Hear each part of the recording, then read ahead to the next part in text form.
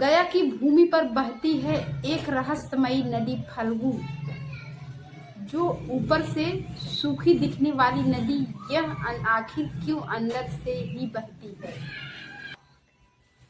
ऐसे तो यहाँ लाखों श्रद्धालुओं पहुंचते हैं अपने पूर्वजों की आत्मा के शांति के लिए, पिंडदान करने के लिए, लेकिन सोचिए जिस पवित्र नदी में पुण्यदान होता है, तर्पण होता है, वह नदी ऊपर से सूखी क्यों है। आखिर ऐसा क्यों? ऐसे क्या हुआ था कि फल्गु नदी श्रापित हो गई। आइए जानते हैं इस सूखी नदी के पीछे का रहस्य। इसकी कई पौराणिक कथा है जो आज तक कहानी है, जिसे बहुत से कम लोग जानते हैं। इस कहानी में हम आपको बताएंगे आखिर फल्गु नदी सूखी क्यों, वह कौन सा राज्य है जिससे कि यह नदी अभी तक श्रापित है। तो इस रहस्यमयी कथा को अंत तक जरूर सुनिए। मैं हूं सावित्री राजपूत, आप सबका अपने यूट्यूब चैनल में स्वागत करती हूँ। वायु पुराण और अग्नि पुराण के अनुसार पुण्यदान करने की मान्यता वहां प्राचीन काल से है। कहा जाता है कि भगवान राम, लक्ष्मण, सीता माता अपने पिता राजा दशरथ के पुण्यदान करने के लिए आए थे। तब उस समय गया में पुण्य तर्पण करने की सारी सामग्रियां वहां उपस्थित नहीं मिलती थी और पुण्य तर्पण करने के लिए सामग्रियां दूर से लानी पड़ती थी। तभी सीता माता फल्गु नदी के तट पर बैठी थी। तभी एक चमत्कार हुआ, धरती फटी और धरती में से एक हाथ निकला। कहा, हे पुत्री, तुम मुझे पुण्य तर्पण कर दो, नहीं तो समय निकल जाएगा। तभी सीता माता घबरा गई और बोली कि राम लक्ष्मण अभी सामग्री लेकर वापस आए नहीं है, बिना सामग्री के पिंड तर्पण कैसे होगा। राजा दशरथ ने कहा, पुत्री, मुझे किसी भी चीज से तर्पण दे दे, भाव पर्याप्त है। तब सीता ने चारों तरफ देखा और उन्हें फल्गु नदी की बालू उठाया और उसी से तर्पण दे दिया।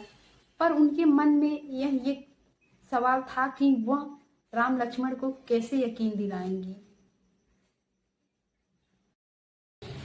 इसलिए उन्होंने पांचों को गवाह बनाया, ब्राह्मण, गऊ, तुलसी माता, वट वृक्ष, फल्गु नदी, इन पांचों को साक्षी मानकर सीता माता ने राजा दशरथ को पिंड तर्पण कर दिया। थोड़ी देर बाद राम लक्ष्मण सामग्री लेकर वापस लौटे। तब माता सीता ने उन्हें अपनी सारी वेदना बताई कि कैसे राजा दशरथ प्रकट हुए और कैसे मैंने बालू से पिंड दान किया। और तब ब्राह्मण से पूछा गया, तब ब्राह्मण ने कुछ ऐसा कहा जिससे सीता माता ने कल्पना भी नहीं की थी। ब्राह्मण झूठ बोल गया, नहीं प्रभु, सीता माता ने पिंड तर्पण नहीं किया है। ब्राह्मण के मन में लोभ जाग गया और ब्राह्मण ने सोचा शायद राम भगवान तर्पण करेंगे तो उन्हें कुछ धन, वस्तुएं, फल दान में मिलेंगी। इसलिए ब्राह्मण ने झूठ बोल दिया। सीता माता पिंडदान नहीं की है। यह सीता माता सुनी तो अत्यंत दुखित हुई और क्रोधित होकर ब्राह्मण को श्राप दिया कि जाओ, तुम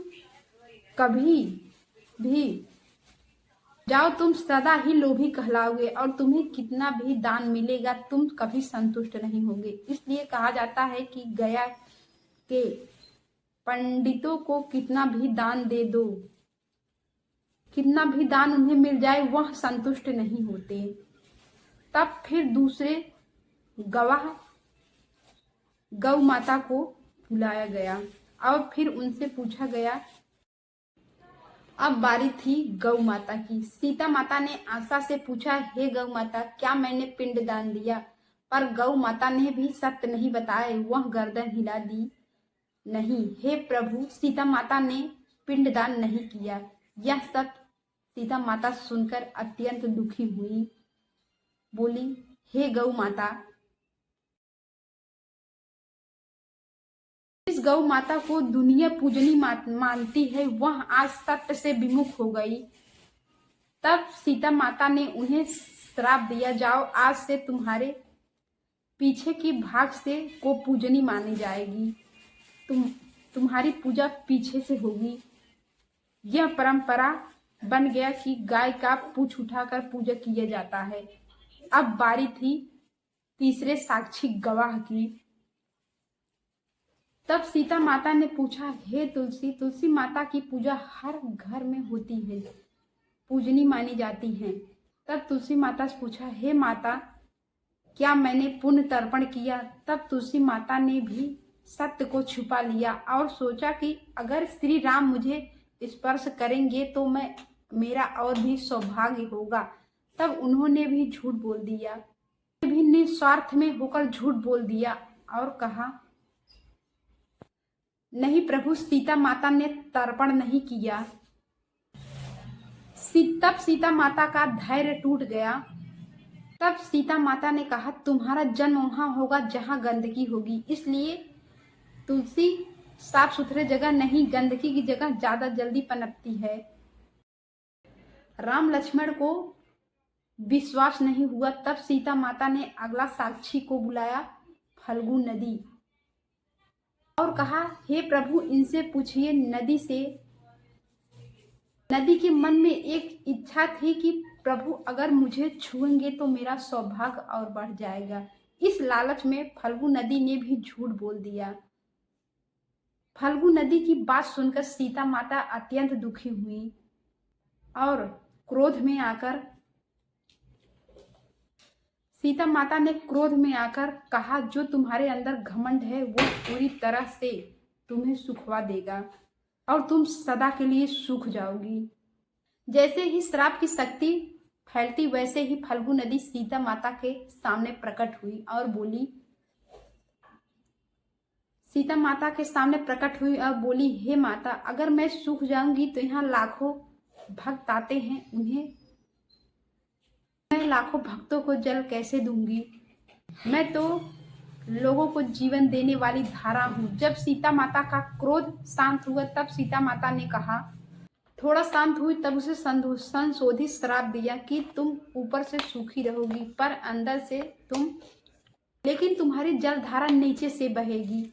आज भी अगर आप गया जाएंगे और वहां की एक हाथ बालू हटाएंगे तो एक हाथ नीचे से पानी बहने लगता है। अब तक 4 गवाह सीता माता को